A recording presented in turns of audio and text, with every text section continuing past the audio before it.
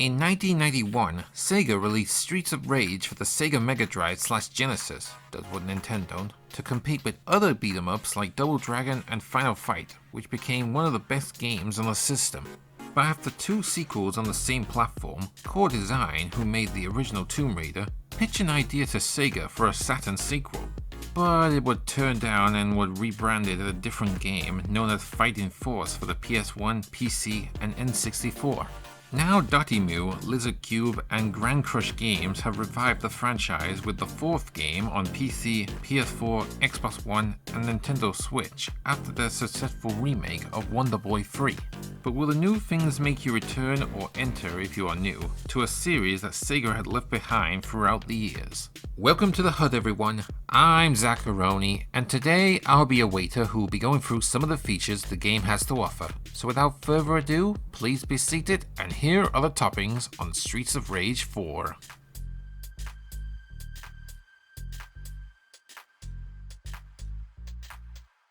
The premise is simple and straightforward, taking place 10 years after Mr. X was put down in the third game. The fourth this time involved his children, known as the Y Twins, who are causing trouble in the city of Wood Oak. Now it's up to Axel and Blaze, along with new characters Cherry and Floyd, to stop them from corrupting the city with numerous beatdowns by giving them numerous beatdowns. Gee, did everything have to be solved with violence for some reason?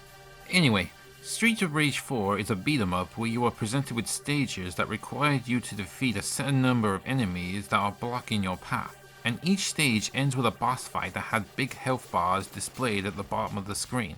And after finishing a stage, you are presented with your final score and a letter grade of your performance that is shared online with the community, though I don't see how anybody is going to get 1 million points just like these chaps right here. Then there are the other modes that are unlocked after you complete the story, like Stage Select that allows you to replay a stage that you have completed, Arcade Mode where you complete the game with a set number of lives in a single playthrough, Boss Rush where you face against all the bosses with 1 life, and Battle Mode where you and 3 players locally fight it out with 1 life only on 8 stages. So yeah, each of these modes can be played with 3 extra players locally, and online with 1 player only, but it should be warned that the frame rate can get laggy when playing online. If you got a strong internet connection, of course.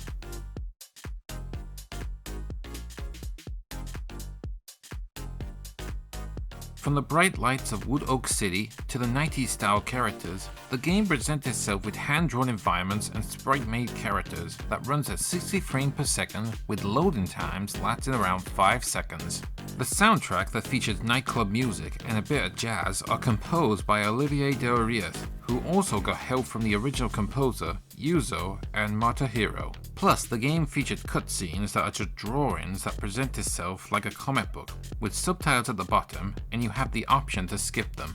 As for options, you can alter the volume for music and sound effects, change the soundtrack that features music from Streets of Rage 1 and 2, alter the shakiness of the screen, adjust the luminosity from 0 to 200, while PC players can set the full screen to Windows mode, change the button icon from Xbox to PlayStation or Nintendo Switch, and have advanced options like activating VSync, lower the latency over performance, alter the resolution scaling, adjust the quality of graphic, shadow, environments, and backgrounds, and you can show the frame rate on the top right corner.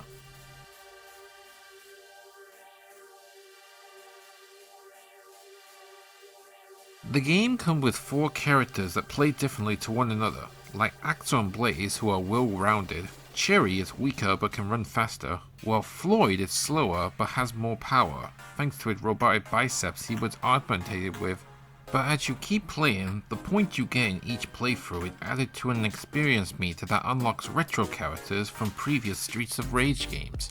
So all characters can do a basic attack and a strong attack by holding down the attack button or key, a bliss move that required you to press forward twice and then the attack button or key, pick up items and objects on the ground or in midair to use and throw at them, and can grab enemies by getting close to them and then pulverize them or bolt over them, or beat them on the head at Cherry. Oh, Cherry on the head, I just got that. Special moves are tied to a button or key that can help you in a sticky situation, but just like the other games, they'll drain your health away, which is displayed on the top of the screen. However, Lizard Cube had added a new mechanic to the series. You can recover the lost health by attacking enemies, but if any enemy attack you first, then the remaining health you were trying to recover will be lost, and you have to refill it by eating food. And if your health is down, then you'll lose a life, which is displayed right next to their health bars. You can obtain extra lives by getting a set number of points, but if you lose all your lives, then you'll have to start the stage all over again. However, the game gives you the option to start with extra lives, but points will be deducted from your overall score if you decide to take this option. Finally, all characters can do super devastating attacks, but they can only be activated with stars that can be found in the environment, and you'll know how much you got left displayed under their health bars.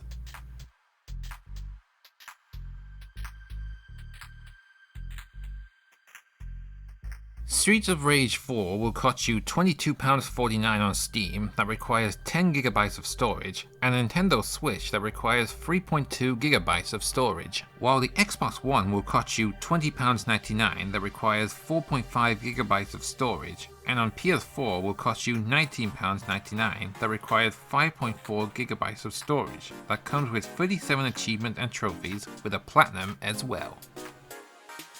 Well, that's some of the features I can talk about right now, but if there are some that I have missed, let me know in the comments, and I hope this will give you an idea of what you'll be getting for your money. Check back with me later, and I'll tell you what I think of Streets of Rage 4 and all the other games I've been playing in the completed menu. And if you like what you see, be sure to like, share, and subscribe to my channel. Plus, stay in touch with my Twitter page, link in the description down below.